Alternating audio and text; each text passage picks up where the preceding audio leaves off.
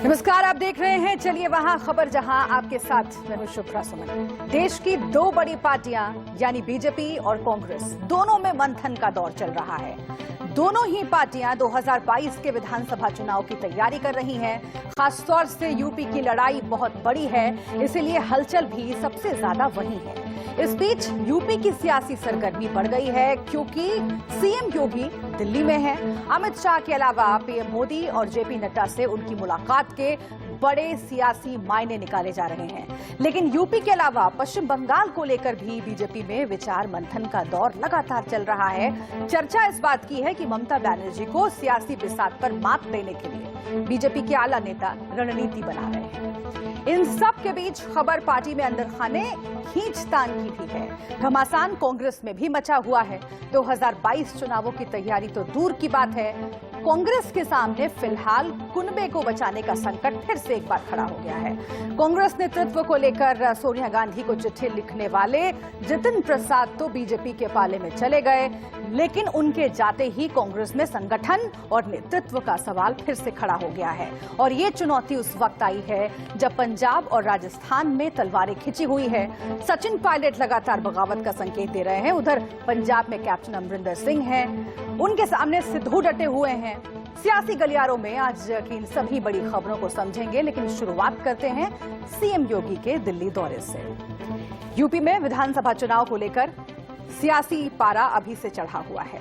चर्चा गर्म है कि चुनाव से पहले योगी कैबिनेट में बड़ा फेरबदल हो सकता है। इस बीच यूपी के प्रभारी राधा मोहन सिंह ने यूपी का दौरा किया और अब सीएम योगी दिल्ली पहुंचे हैं। सीएम योगी ने गृह मंत्री अमित शाह से मुलाकात की। दिलचस्प बात इन सब में यह है कि योगी के बाद एनडीए की सहयोगी पार्टी अपना दल एस की अध्यक्ष और सांसद अनुप्रिया पटेल ने भी अमित शाह से मुलाकात की। इन मुलाकातों से यूपी में सियासी हलचल आप समझ ही रहे हैं। शुक्रवार को यानी कि कल प्रधानमंत्री नरेंद्र मोदी से योगी आदित्यनाथ मुलाकात करेंगे। इसके अलावा जेपी नड्डा से भी उनकी मुलाकात होगी। कहा यह जा रहा है कि अमित शाह से योगी की मुलाकात में चुनाव और कैबिनेट विस्तार पर चर्चा हुई है। इसी खबर को और जरा समझते हैं। सुमित दुबे हमारे संवाददाता जुड़ गए हैं हमारे साथ। सुमित, कई तरह के कयास लगाए जा रहे हैं, लेकिन सबसे महत्वपूर्ण यह है कि कुछ ही महीनों बाद उत्तर प्रदेश में विधानसभा के चुनाव होने वाले हैं। योगी आदित्यनाथ का दिल्ली आना, लगातार एक के बाद एक महत्वपूर्ण बैठकें, कैबिनेट विस्तार पर चर्चा है, ये तो बात समझ में आती है। किस तरीके से लेकिन साधा जाएगा? अनुप्रिया पटेल आ रही हैं, उन्होंने भी मुलाकात की अमित शाह से। आखिर चुनाव से पहले क्या क्या प्राथमिकताएं हैं बीजेपी की, ताकि कैबिनेट विस्तार के जरिए हर समुदाय को साधा जा सके और एक जमीन तैयार की जा सके? जी हाँ, बिल्कुल शुभ्रा। और देखिए, जिस तरीके से पिछले करीब एक हफ्ते से ज्यादा वक्त से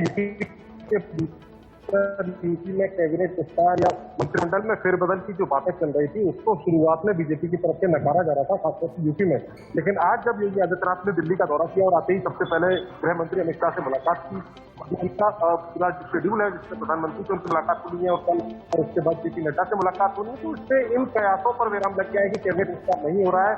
और एक और खास बात यहाँ पर यह है कि पिछले कुछ दिनों में जब बीएल संतोष, जो कि बीजेपी के संगठन महामंत्री है, काफी बड़ा पद है भारतीय जनता पार्टी में, उन्होंने यूपी का दौरा किया और अलग अलग समय देखकर अलग अलग मंत्रियों और विधायकों से बातचीत करी और एक पूरी रिपोर्ट तैयार करी, जैसा हमें जानकारी मिली है, और उसको केंद्रीय नेतृत्व को सौंपा। यानी इसका मतलब है कि यूपी बीजेपी की तैयारियां ज्यादा बीजेपी काफी पहुंचते हैं, क्योंकि अभी पश्चिम बंगाल में हार का सामना करना पड़ा है। यूपी में इलेक्शन में ज्यादा वक्त नहीं बचा है, 1 साल से भी कम वक्त बचा है। ऐसे में जो केंद्रीय नेतृत्व है वो यूपी में कुछ ऐसे स्टेप्स लेना चाहता है, जो हमें जानकारी मिली है, जिससे कि कुछ अगर डैमेज तो हुआ है कोरोना काल में, कोरोना की व्यवस्था को लेकर और जो पंचायत चुनाव में। सुमित, इस बैठक में दो और महत्वपूर्ण बातें जिस पर मैं आपसे छोटा छोटा कमेंट चाहूंगी। एक तो पश्चिम बंगाल को लेकर किस तरीके की चर्चा हुई होगी, आप तक क्या इनपुट पहुंचा है, और दूसरा अंदर खाने जो कुछ खबरें आई थी उत्तर प्रदेश चुनाव से पहले योगी आदित्यनाथ को लेकर, नरेंद्र मोदी के कद को लेकर, ये तमाम बातें खूब चली,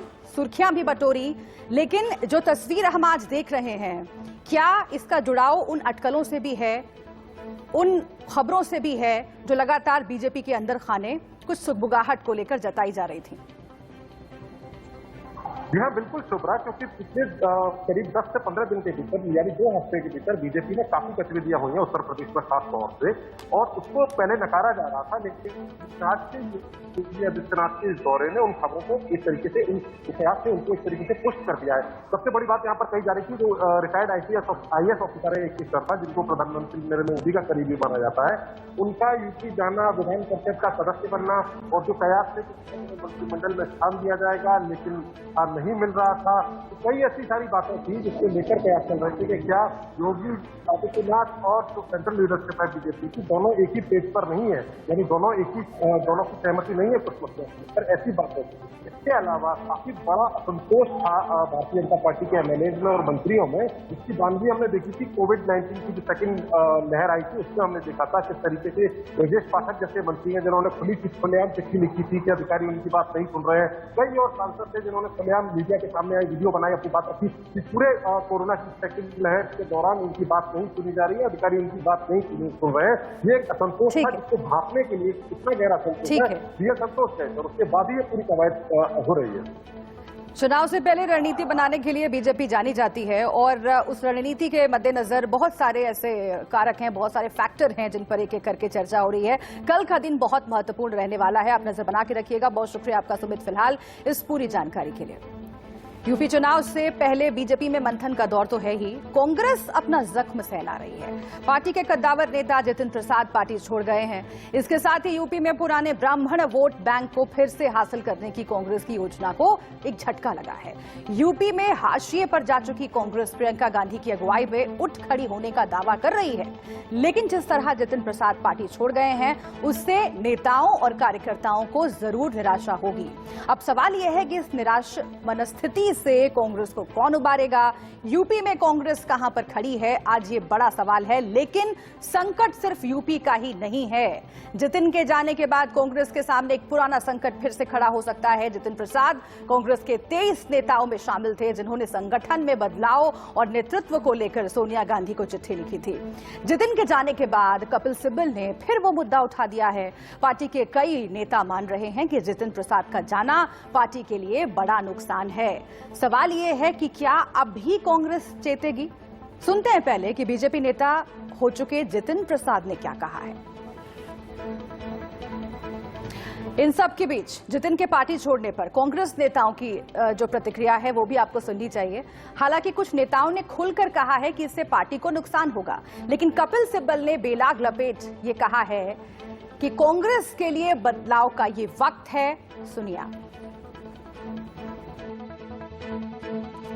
प्रिंसिपल है वो है लोगों की बातें सुनना और फिर तय करना हमने आगे कैसे बढ़ना है। और जब मैं कहता हूं लोग, सभी लोगों की, जो यंग हैं उनकी भी, जो मिडिल एज्ड हैं उनकी भी, जिन्होंने पार्टी कितने सालों से संभाली है उनकी भी, क्योंकि हर एक की अपनी राय होगी। फिर एक सोच विचार के साथ आप आगे बढ़ोगे तो फिर रास्ता सही दिखेगा। अगर आप सुनोगे ही नहीं तो गलत रास्ते पे चलोगे। तो हिंदी में आपसे आखिरी सवाल, और ऐसा जाना नहीं चाहिए था, तो आज कांग्रेस में उनको भविष्य हो सकता है। एक 8-10 साल हमको ठीक नहीं होंगे, इसका मतलब ये नहीं है कि हम आइडियोलॉजी छोड़े। तो ये हो गया है, ये नहीं होना चाहिए था। जितिन प्रसाद जो यूपी में गए हैं वो मैं निसंदेह मैं मानता हूं कि कांग्रेस पार्टी को नुकसान होगा। और जब भी कोई भी नेता किसी भी पार्टी को छोड़ के जाता है तो लाजमी बात है उस पार्टी को नुकसान होता है, और जिस पार्टी में जाता है उस पार्टी का फायदा होता है। और जितिन प्रसाद जी व्यक्तिगत रूप से अगर मैं कहूँ एक अच्छे सज्जन हम्बल व्यक्ति थे, और उनको कांग्रेस पार्टी ने बहुत ग्रूम भी किया था, और उनका अपना एक वजूद है। और जब कांग्रेस पार्टी ने किसी को इतना वजूद करके मुकाम पर पहुंचा के ट्रेन किया, उसके बाद उसका फायदा को दूसरी पार्टी उठाए तो कांग्रेस को तो नुकसान हो गई।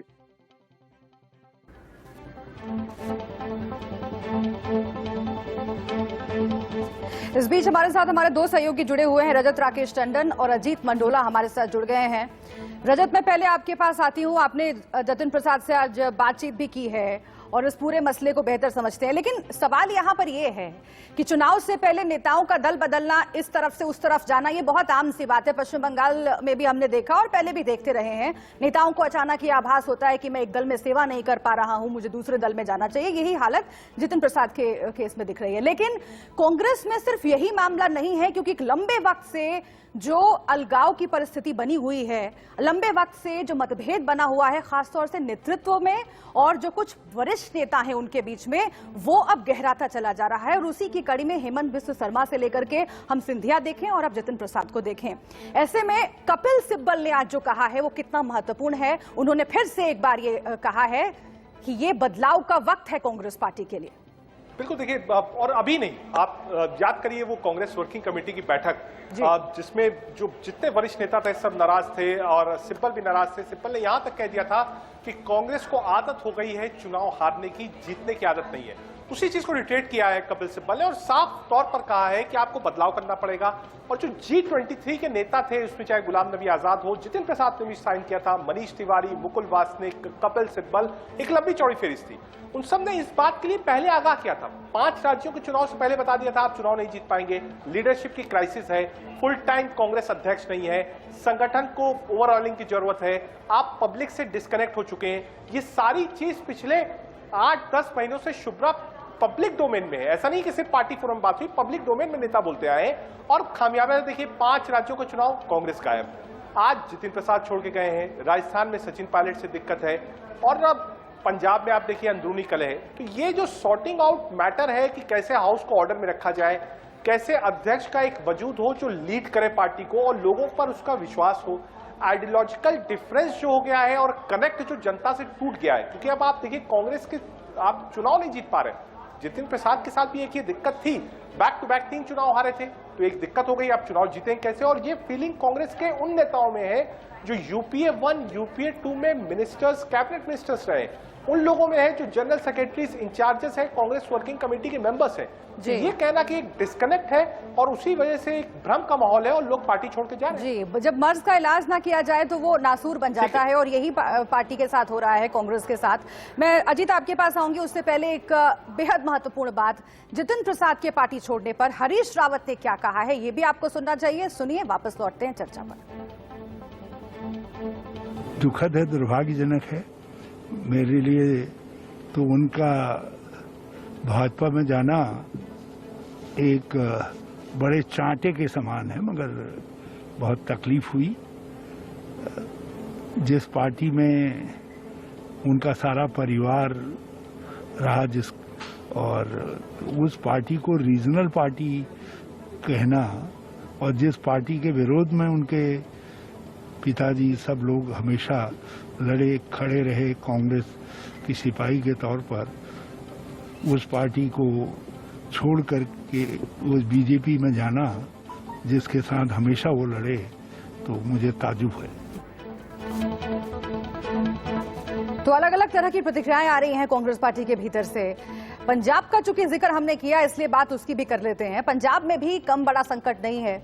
सीएम कैप्टन अमरिंदर सिंह और नवजोत सिंह सिद्धू में ठनी हुई है पंजाब कांग्रेस की कलह दूर करने के लिए आलाकमान ने मल्लिकार्जुन खड़गे की अगुवाई में 3 नेताओं का एक पैनल बनाया था, जिसने अपनी रिपोर्ट सौंप दी है। और सूत्रों के हवाले से खबर है कि कमेटी ने नवजोत सिंह सिद्धू को डिप्टी सीएम के तौर पर एडजस्ट करने की सिफारिश की है।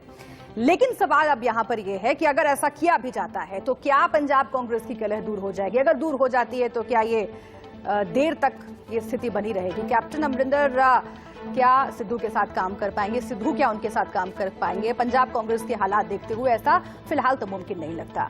फिलहाल कमेटी ने रिपोर्ट सौंप दी है। सूत्रों के मुताबिक रिपोर्ट में कमेटी ने कैप्टन अमरिंदर का ही पलड़ा भारी रखा है।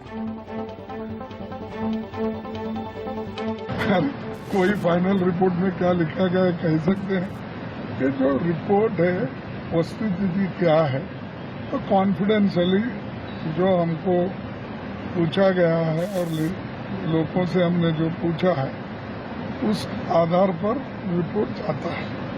जो कैंडिडेट रहे वो मिले हैं, एमपीज मिले हैं, फ्रंटल ऑर्गेनाइजेशन के मिले हैं, हारे हुए उम्मीदवार मिले हैं और पीसीसी प्रेसिडेंट्स मिले हैं, सभी लीडर साहबान मिले हैं। और जबकि हमने अपने लीडर्स के जो नहीं आ पाए, जैसे अंबिका सोनी जी हैं, उन सबके विचार टेलीफोन से भी जानने की कोशिश की। अंबिका जी ने तो अपनी डायरेक्ट रिपोर्ट भेज दी थी कांग्रेस प्रेसिडेंट को। तो सब कुछ करना, उसको फाइनलाइज करना, एक स्वरूप देना बड़ा काम था। उसमें कुछ समय लग गया, लेकिन हमने वो काम पूरा कर लिया। पार्टी कल कर लिया था, आज हमने पूरा कर लिया। देखिए, रिपोर्ट कॉन्फिडेंशियल है। जो भी बातें हुई हैं वो हमने लिख दी। उसमें पर्पस था कमेटी बनाने का कि सबको इकट्ठा करके सबसे बातचीत की जाए, तो वो क्या चाहते हैं, क्या बातें, किस तरह इसका हल होगा। तो वो बहुत बड़े मतभेद नहीं लगे मुझे को, बहुत बड़ा ग्रुपिज्म भी नहीं है। कुछ छोटी मोटी परेशानियां थी, वो परेशानियां दूर हो जाएंगी, दूर हो जाएंगी, कोई दिक्कत नहीं। तो देखिए, अलग अलग राज्यों में हम कांग्रेस की स्थिति की बात कर रहे हैं, और इसे ऐसे भी समझिए कि जब 10 दिन में कांग्रेस ने पंजाब में मसला सुलझाने की कोशिश की, कमेटी ने रिपोर्ट दी, तो राजस्थान में जो बागी हैं कांग्रेस के, वो नाराज हो गए। कहने लगे 10 दिन में अगर मसला सॉल्व हो सकता है पंजाब में, तो यहाँ तो 10 महीने हो गए हैं। फिर से एक बार हम रजत राकेश टंडन के पास चलते हैं। रजत, लेकिन इसी परिप्रेक्ष्य में मैं समझना चाहूंगी, पंजाब में जो कमेटी ने रिपोर्ट दी है और कहा जा रहा है कि डिप्टी सीएम बना दिया जाए सिद्धू को, क्या सिद्धू यही चाहते थे? और कमेटी का रिपोर्ट देना और उसको अमली जामा पहनाना, इस दोनों के बीच में फासला बहुत है। क्या वाकई ये जमीन पर उतारा जा सकता है? और अगर ऐसा होता है तो सिद्धू खुश हो जाएंगे? चलता नहीं है। आप कैप्टन बड़े फेस हैं, बिना उनके वोट्स नहीं मिलेगा। मोस्ट पॉपुलर फेस है नॉर्थ इंडिया में कांग्रेस के लिए, नो डाउट। लेकिन ये कहना कि आप प्रताप सिंह बाजवा को घर बैठा दीजिए, नवजोत सिंह सिद्धू को दरकिनार कर दीजिए, प्रगट सिंह, इन सब लोगों को आप हटा लीजिए और सिर्फ कैप्टन के नाम पे सरकार आ जाए, ऐसा कांग्रेस को नहीं लगता है। कांग्रेस को लगता है कि सिद्धू को आपको एक बोर्ड में बैठाना पड़ेगा और बैलेंस बनाना पड़ेगा। ऐसे में जो मेरी जानकारी है, एक्सक्लूसिव जानकारी है, कि जो 4 पन्ने की रिपोर्ट 3 सदस्यीय कमेटी ने दी है, उसमें साफ कहा गया है कि वहां एक नया प्रदेश अध्यक्ष बनाया जाए, यानी नया पीसीसी बनाया जाए। दूसरा, सिद्धू को डिप्टी सीएम के रूप में इंक्लूड किया जाए कैबिनेट पे। डिफिकल्ट टास्क है कांग्रेस हाईकमान के लिए, क्योंकि कैप्टन अमरिंदर सिंह को बनाना पड़ेगा। तो अब गेंद सोनिया गांधी के पाले में है, राहुल और प्रियंका के पास है। इन लोगों को कैप्टन को मनाना पड़ेगा, इस सिद्धू को साथ लेकर चलना है, ये हाईकमान की भी मर्जी। ठीक है, अजीत मंडोला के पास मैं चलती हूँ, राजनीतिक विश्लेषक है, हमारे साथ जुड़े हुए हैं। अजीत, आप कैसे देखते हैं इस पूरे कांग्रेस क्राइसिस को? क्योंकि एक लंबा वक्त अब हो गया है, कपिल सिब्बल के बयान की, उनके स्टेटमेंट की बात तो हमने की ही।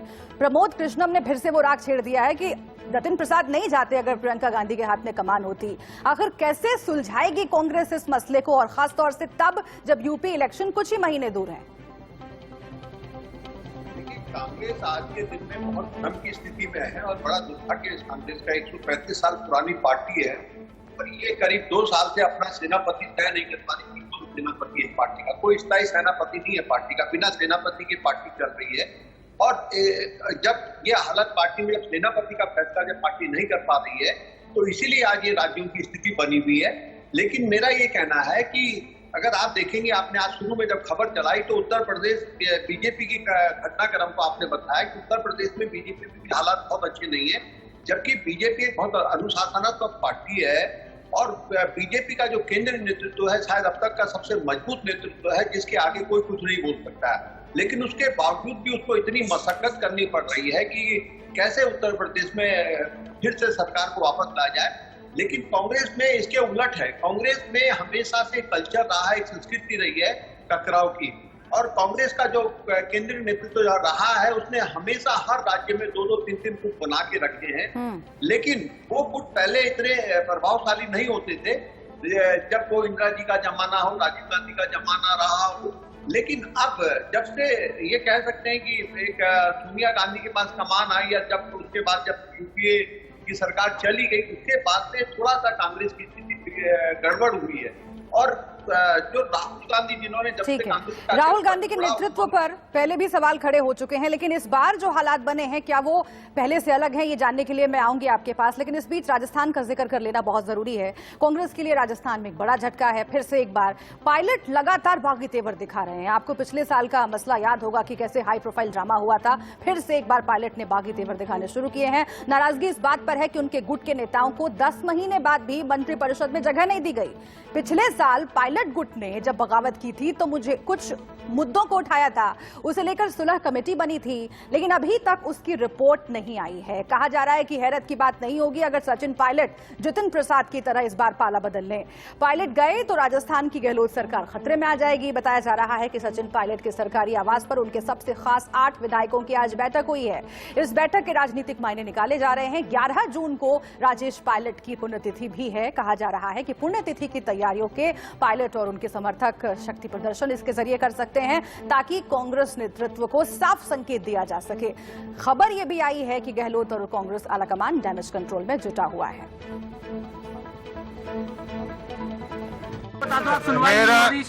मेरा स्टैंड है, सचिन पायलट मेरे नेता हैं, उनके साथ हूँ, हर परिस्थिति में उनके साथ हूँ।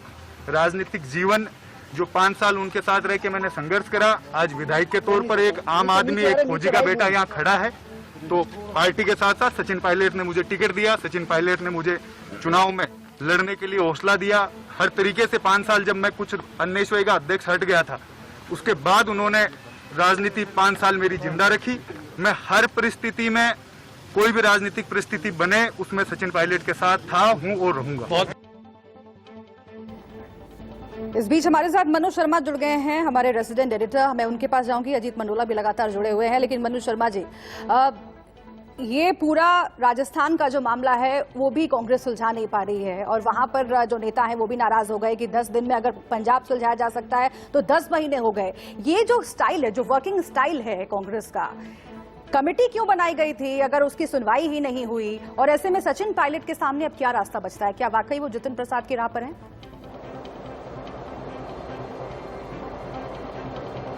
देखिए, अभी हाल फिलहाल जो नजर आ रहा है, सचिन पायलट का जो रुख नजर आ रहा है वो पिछले 3-4 दिन से देखने को मिला है और ये पंजाब वाला जो मसला शुरू हुआ उसके बाद में ज्यादा यहाँ पर शुरू हुआ है। तो इसके कारण से साफ तौर पर है कि कहीं सचिन पायलट पाला न बदले, लेकिन पिछले 2 दिन से जो उनकी एक्टिविटीज नजर आ रही है, आज विधायक उनके पास में पहले 19 थे, आज जो उनसे मिलने पहुंचे विधायक उसमें केवल संख्या जो रह गई घट करके 7 से 8 लोगों की रह गई। कार्यक्रम तय किया गया कि 11 तारीख को उनके फादर की जो राजेश पायलट की जो पुण्यतिथि है उसके ऊपर वहां चलेंगे, सभी लोग वहां पर अपना शक्ति प्रदर्शन करेंगे। रात होते होते अभी समाचार ये जो मिल रहा है वो ये मिल रहा है कि उन्होंने ये कार्यक्रम भी निरस्त कर दिया है। हालांकि कोविड का हवाला दिया जा रहा है, लेकिन जो ये राजनीतिक हलकों में जो चर्चा आ रही है वो साफ तौर पर है कि अभी उनके जो संख्या बल था विधायकों का वो कहीं खुल करके सामने ना आ जाए, इसके चलते अब ये कार्यक्रम भी रद्द कर दिया गया है। दूसरी बात, कल कांग्रेस का जो एक बड़ा कार्यक्रम होने वाला है पेट्रोल डीजल महंगाई को लेकर के, उसमें सचिन पायलट जयपुर में शामिल होंगे, यानी कांग्रेस का जो कार्यक्रम होगा उसमें शामिल होंगे। कहीं ना कहीं अभी वो सीधे तौर पर प्रेशर बनाने की उसी में है कि कहीं आलाकमान उनकी सुनवाई करे, उनके साथ वालों की सुनवाई करे। आज जो विधायक वहां पहुंचे उन्होंने खुल करके बोला कि सचिन पायलट के हम साथ हैं, उन लोगों को छोड़ करके सचिन कैसे जा सकते हैं? आज वो अगर राजस्थान में कांग्रेस के अंदर जो क्राइसिस है, जो कंट्रोवर्सीज है, वो उस पर अंतहीन चर्चा हो सकती है। वक्त मेरे पास इतना ही है। गुजरात में भी आप याद रखिएगा, वहां पर भी कांग्रेस प्रदेश अध्यक्ष पद को लेकर खींचतान मची हुई है, कुछ तय नहीं हो पा रहा है, अलग अलग गुट वहां पर भी बने हुए हैं। जो फंक्शनिंग है कांग्रेस पार्टी की, क्या उस पर काम करना पड़ेगा? अगर अभी नहीं तो कब? बहुत शुक्रिया आप दोनों का हमारे साथ जुड़ने के लिए। छोटे से ब्रेक के लिए हम रुक रहे हैं, आप देखते रहिए इंडिया न्यूज। शिवसेना सांसद संजय राउत के बयान से इस हिस्से की शुरुआत करते हैं, क्योंकि बहुत अहम बयान दिया है संजय राउत ने। उन्होंने कहा है कि प्रधानमंत्री नरेंद्र मोदी देश और बीजेपी के शीर्ष नेता हैं। राउत से पूछा गया था कि क्या उन्हें लगता है कि मोदी की लोकप्रियता कम हुई है। इस सवाल पर राउत ने कहा कि पिछले 7 सालों में बीजेपी की सफलता का श्रेय मोदी को जाता है, वो भी देश और अपनी पार्टी के शीर्ष नेता हैं। संजय राउत का ये बयान ऐसे वक्त पर आया है जब महाराष्ट्र के मुख्यमंत्री उद्धव ठाकरे ने प्रधानमंत्री नरेंद्र मोदी से हाल ही में दिल्ली में मुलाकात की थी। आजही असं मानतो की नरेंद्र मोदी हे भारतीय जनता पक्षाचे आणि देशाचे सगळ्यात मोठे नेते आहेत आणि गेल्या 7 वर्षात भारतीय जनता पक्षाला जे यश प्राप्त झालेलं आहे ते नरेंद्र मोदी यांच्या चेहऱ्यामुळेच प्राप्त झालं, हे नाकारता येणार नाही, ते स्वीकारलं पाहिजे।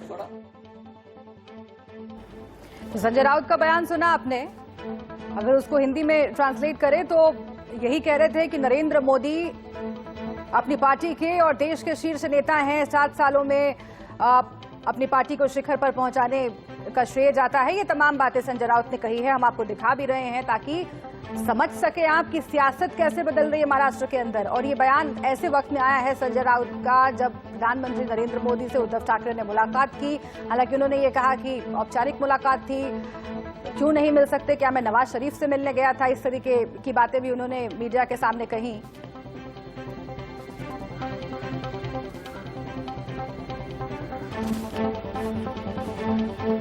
तो इन सब से आप सियासत को समझ सकते हैं कि किस तरीके से जो समीकरण है महाराष्ट्र में बदल रहे हैं, क्या संकेत हैं, ये बहुत महत्वपूर्ण है। लेकिन इससे पहले मंगलवार को मुख्यमंत्री उद्धव ठाकरे और प्रधानमंत्री नरेंद्र मोदी की मुलाकात हुई थी।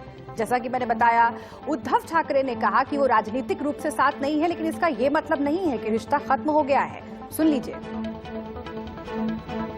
देखें तो हम उनके साथ नहीं है, लेकिन इसका मतलब ये नहीं कि हमारा रिश्ता टूट गया है। मैंने कल भी बात कही थी, मेरे एक साक्षात्कार में शायद लोकसत्ता ने लिया था तब, तो इसमें कोई गलत बात नहीं है कि मैं अगर मिलूं, मैं कोई नवाज शरीफ से नहीं मिलने गया था, तो ऐसे अगर उनको कुछ मिले, मैं एक व्यक्तिगत रूप में मिलूं, अगर मैं मिल भी लूँ, आज भी हमें मेरे साथी हैं उनको कहूँगा कि मुझे दोबारा जाकर मिलना है, तो गलत बात क्या है उसमें? तो महाराष्ट्र की सियासत को जरा और समझने के लिए एनसीपी का जिक्र भी करते हैं। एनसीपी के स्थापना दिवस के मौके पर अध्यक्ष शरद पवार ने बयान दिया कि शिवसेना पर भरोसा किया जा सकता है। उन्होंने बाला साहेब का जिक्र भी किया और कहा कि शिवसेना पर भरोसा किया जा सकता है, कोई नहीं सोच सकता शिवसेना के साथ सरकार बनाएंगे। बाला साहेब ने हमेशा वचन निभाया। बाला साहेब ने इंदिरा गांधी से किया वादा निभाया था। केंद्र में जनता पार्टी सरकार के वक्त कांग्रेस का साथ दिया। महाराष्ट्र विधानसभा चुनाव में कांग्रेस का साथ दिया था। महाराष्ट्र में गठबंधन सरकार कार्यकाल पूरा करेगी। अगला विधानसभा लोकसभा चुनाव साथ में लड़ेंगे, ये भी कहा। ऐसे में शरद पवार के इस बयान का मतलब क्या है, ये अपने आप में एक सवाल है। आखिर क्यों बाला साहेब ठाकरे का जिक्र करके, उन्हें याद करके ये कह रहे हैं कि शिवसेना पर भरोसा किया जा सकता है? क्या कहीं न कहीं कुछ है जो कि नजर में नहीं आ रहा है, जो कि छुपा हुआ है, लेकिन हाँ, उसे आप भांप जरूर सकते हैं। और इन सब के बीच अमित शाह और योगी की मुलाकात पर सूत्रों के हवाले से एक बड़ी खबर आ रही है, जल्दी से उसका रुख कर लेते हैं। योगी को चुनाव लड़ने का रोड मैप दिल्ली से मिलेगा, ये सूत्रों के हवाले से खबर है। योगी को रोड मैप पर अमल करना है। जी हां, चुनाव से पहले सामाजिक समीकरण ठीक करने का संदेश भी दिया गया है। ब्राह्मणों और पिछड़ा वर्ग की नाराजगी दूर करने के लिए कहा गया है, ये सूत्रों के हवाले से खबर है। सरकार में ब्राह्मण चेहरों को शामिल करने पर बातचीत हुई है। अरविंद शर्मा को मुद्दा नहीं बनाने के लिए भी कहा गया है। ये सब सूत्रों के हवाले से जानकारी मिल रही है। 2022 के लिए केंद्रीय नेतृत्व से समन्वय बनाएं, ये योगी आदित्यनाथ को कहा गया है। इस मीटिंग में ऐसा पता चल रहा है, सबको साथ लेकर चलने का निर्देश मिला है। तो जो हम जिक्र कर रहे थे इससे पहले कि अंदर खाने बीजेपी के भीतर बहुत कुछ चल रहा है, खासतौर से उत्तर प्रदेश विधानसभा के मद्देनजर योगी आदित्यनाथ का जो कद है और जो केंद्रीय नेतृत्व चाहता है, उसके बीच में कैसे समन्वय बनाया जाए। अब ये जानकारी मिल रही है कि सभी वर्गों को साधा जाए, सभी वर्गों में संतुलन बनाया जाए, खासतौर से ब्राह्मण चेहरों पर फोकस किया जाए। जितिन प्रसाद को शामिल कर लिया गया है, कांग्रेस पार्टी से बीजेपी उन्होंने ज्वाइन कर ली है, और भी ऐसे चेहरों को शामिल कराया जाए, इस पर जोर रहेगा। और सबसे महत्वपूर्ण बात यह कि केंद्रीय नेतृत्व की तरफ से रोड मैप मिलेगा योगी आदित्यनाथ को, जिस पर अमल करना होगा। ये सूत्रों के हवाले से जानकारी मिल रही है।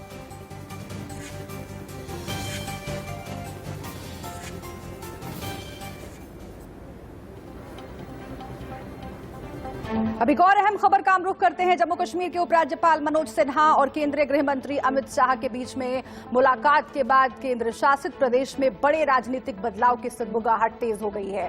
दावा यह किया जा रहा है कि जम्मू कश्मीर को दोबारा बांटकर जम्मू को पूर्ण राज्य का दर्जा समेत कई बदलाव किए जा सकते हैं। जम्मू कश्मीर में राजनीतिक सरगर्मियां तेज हैं और अटकलें लगातार परवान चढ़ रही हैं कि क्या एक बार फिर से जम्मू कश्मीर में कुछ बड़ा होने जा रहा है। सूत्र ये बता रहे हैं कि जम्मू विधानसभा सीटों की संख्या श्रीनगर से ज्यादा की जाएगी, क्योंकि आबादी ज्यादा है। लेकिन इस आधार पर विधानसभा में जम्मू पर जिस पार्टी की पकड़ होगी वो बहुमत में आ सकती है। आपको बता दें कि पीपल्स कॉन्फ्रेंस के चेयरमैन सजाद गनी लोन और जम्मू कश्मीर अपनी पार्टी के चेयरमैन अल्ताफ बुखारी समेत जम्मू कश्मीर के कुछ खास राजनीतिक लोग बीते कुछ दिनों से नई दिल्ली में ही डेरा डाले हुए हैं। और इन सब के बीच कश्मीर में क्या फिर से एक बार कुछ बड़ा होने वाला है? आखिर क्यों ऐसा लग रहा है, हम आपको कुछ तथ्य बताते हैं। कश्मीर के नए डेवलपमेंट को समझने की जरा कोशिश करते हैं। जम्मू कश्मीर में फिर क्या कुछ बड़ा होने वाला है? उपराज्यपाल मनोज सिन्हा ने अमित शाह से मुलाकात की, जिसके बाद से कयास और तेज हो गए। अर्धसैनिक बलों की और कंपनियां जम्मू कश्मीर भेजी गई हैं और इसी के मद्देनजर गुपकार दलों की बैठक भी हुई। 6 जून को शाह ने जम्मू कश्मीर सुरक्षा हालात पर समीक्षा बैठक की थी। मनोज सिन्हा समीक्षा बैठक में शाह और गृह सचिव AK भल्ला से मिले थे। बैठक में खुफिया एजेंसी IB के निदेशक अरविंद कुमार मौजूद रहे। जम्मू कश्मीर के DGP दिलबाग सिंह, पूर्व मुख्य सचिव BVR सुब्रमण्यम भी इस बैठक में मौजूद रहे। हाई प्रोफाइल बैठक रही, बहुत अहम मसलों पर चर्चा हुई होगी। जम्मू कश्मीर के परिसीमन को लेकर बैठक में चर्चा हुई, जिस पर लंबे वक्त से बीजेपी का फोकस रहा है। जम्मू को राज्य का दर्जा देने की योजना केंद्र बना रहा है, ये सूत्रों के हवाले से फिलहाल खबर है। कश्मीर को 2 केंद्र शासित प्रदेशों में विभाजित किया जा सकता है, ये भी जानकारी मिल रही है। अभी कुछ भी मुमकिन तौर पर कहना मुश्किल है, लेकिन जिस तरीके से सेना वहां पर बढ़ाई गई है, जिस तरीके से तैनाती की गई है, जैसे बैठकों का दौर चल रहा है, उससे इसी तरफ इशारा माना जा रहा है। गुपकार बैठक पर आखिर फारूक अब्दुल्ला क्या बोले हैं, ये भी आपको सुनना चाहिए, क्योंकि गुपकार बैठक इन्हीं अटकलों के साए में हुई। दिल्ली में बैठकों का दौर चल रहा है, लेकिन उनसे इस बारे में कुछ नहीं पूछा गया। मैं आज भी 4 अगस्त 2019 को की गई मांग के पक्ष में हूं। जम्मू कश्मीर को फिर से राज्य का दर्जा वापस दिया जाए। हम अपने अधिकारों के लिए लड़ना जारी रखेंगे। केंद्र हमारे साथ कोई संवाद नहीं करता। हमने गुपकार बैठक में आगे की रणनीति बनाई है। रणनीति पर गुपकार अलायंस काम करेगा। तो आपको ये पता होगा कि गुपकार अलायंस जो है वो फिर से एक बार स्पेशल स्टेटस जम्मू कश्मीर को दिलवाना चाहता है, लेकिन जो केंद्र सरकार की मंशा है वो कुछ अलग लग रही है। और इन सब के बीच एक बड़ा खतरा जो कि देश पर लगातार मंडरा रहा है, उस पर बात करनी जरूरी है। बात कोरोना महामारी की करते हैं।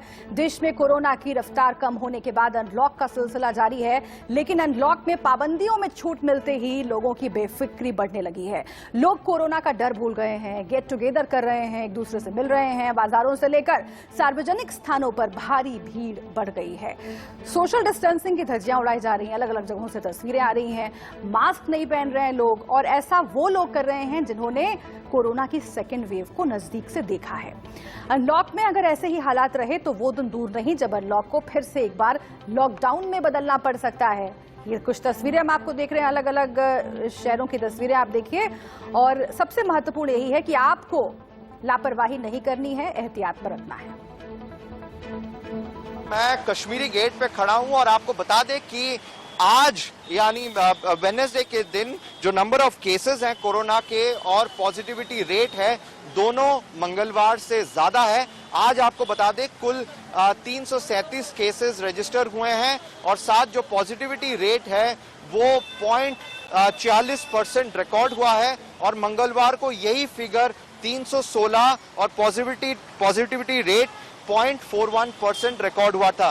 साथ ही आप देख सकते हैं कि जगह जगह पे आपको भारी भीड़ नजर आएगी। लोग सोशल डिस्टेंसिंग का पालन बिल्कुल नहीं कर रहे हैं। अगर इंपॉर्टेंट लोकेशन की बात करें जैसे आनंद विहार बस स्टैंड या टर्मिनल और कश्मीरी गेट, यहाँ पे जो मजदूर है वो आते हैं, लोग भी आते हैं क्योंकि जगह जगह उनको जाना पड़ता है काम के लिए। इन सब जगहों में पुलिस को एक्स्ट्रा विजिलेंट रहना पड़ेगा, निगरानी रखनी पड़ेगी, क्योंकि लगातार अगर ऐसी ही छूट देखने को मिली जहां पे लोग जो है मास्क नहीं पहन रहे हैं या भारी संख्या में एक जगह पे मौजूद हैं, मास्क भी पहन रहे हैं तो नाक के नीचे हैं, तो इन सब स्थिति में केसेस का फिर से बढ़ना कहीं ना कहीं हो सकता है देश की राजधानी दिल्ली में, जहां एक तरफ हेल्थ इंफ्रास्ट्रक्चर लगातार इंप्रूव हो रहा है, साथ ही अगर जो तीसरा वेव जो लोग कह रहे हैं वो अगर आता है तो लोगों को एक्स्ट्रा केयरफुल रहना पड़ेगा। पीछे ही आप नज़ारे देख सकते हैं कि जो लोग हैं वो भारी संख्या में यहाँ पे एकत्रित हो रहे हैं।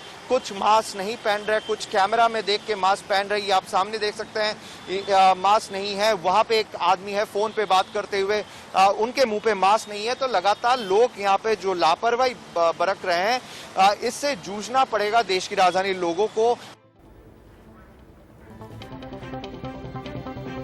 इस बीच एक अहम खबर का रुख कर लेते हैं। मेहुल चौकसी केस से जुड़ी हुई एक बड़ी खबर आ रही है। विदेश मंत्रालय का बयान इस मामले में, सभी भगोड़ों को देश वापस लाएंगे, ये कहा है विदेश मंत्रालय ने।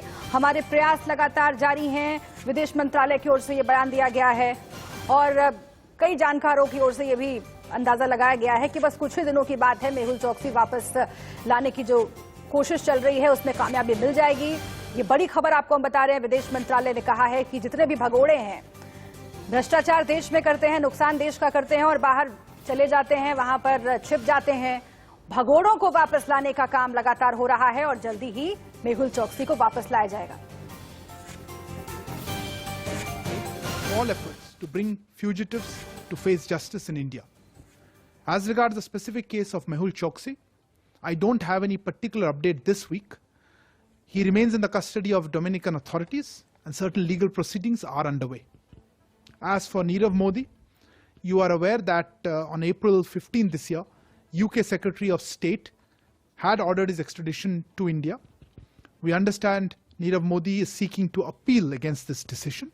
He remains in the custody of UK authorities. तो विदेश मंत्रालय यही कह रहा है कि चाहे वो नीरव मोदी हो, चाहे वो मेहुल चौकसी हो, सभी भगोड़ों को वापस लाने की लगातार कोशिश हो रही है। इन सब के बीच एक और अहम खबर का हम जिक्र करना जरूरी समझते हैं और वो खबर है टीएमसी सांसद नुसरत जहां से जुड़ी हुई, जिन्होंने अपनी शादी से इनकार के बाद अब उनके पति निखिल जैन ने नुसरत जहां पर पलटवार किया है। निखिल जैन ने जारी किए अपने बयान में सभी आरोपों पर जवाब दिया है, साथ ही नुसरत जहां पर भी गंभीर आरोप लगाए हैं। निखिल जैन ने क्या लिखा है वो जरा आपको हम बताते हैं। एक स्टेटमेंट जारी किया है उन्होंने। लिखा है, मैं 2019 में टर्की गया था और वहां मैंने नुसरत से शादी की थी। शादी के बाद रिसेप्शन कोलकाता में दिया गया था। हम सोसाइटी में पति पत्नी की तरह रह रहे थे। अगस्त 2020 में एक फिल्म की शूटिंग के दौरान मैंने नुसरत के व्यवहार में अचानक चेंज महसूस किया। नुसरत ने बार बार कहने के बावजूद भी शादी का रजिस्ट्रेशन नहीं कराया था। नुसरत के बारे में जैसे जैसे खबरें मिलनी शुरू हुई, मैं खुद को ठगा महसूस करने लगा। तो ये नुसरत जहां से जुड़ा हुआ मामला, उनके चाहने वालों की फहरिस्त, उनके प्रशंसकों की फहरिस्त बहुत लंबी है। वो भी जानना चाहते हैं कि आखिर अभी तक जो नजर आ रहा था उसमें क्या फर्क है, अभी जो हालात हैं इन सब के बीच नुसरत जहां फिर आगे क्या कहती हैं। अपने पति के स्टेटमेंट के बारे में ये जानना जरूरी है और दिलचस्प है। एक छोटे से ब्रेक के लिए हम रुक रहे हैं यहाँ पर। तमाम अहम खबरों के लिए आप देखते रहिए इंडिया न्यूज़।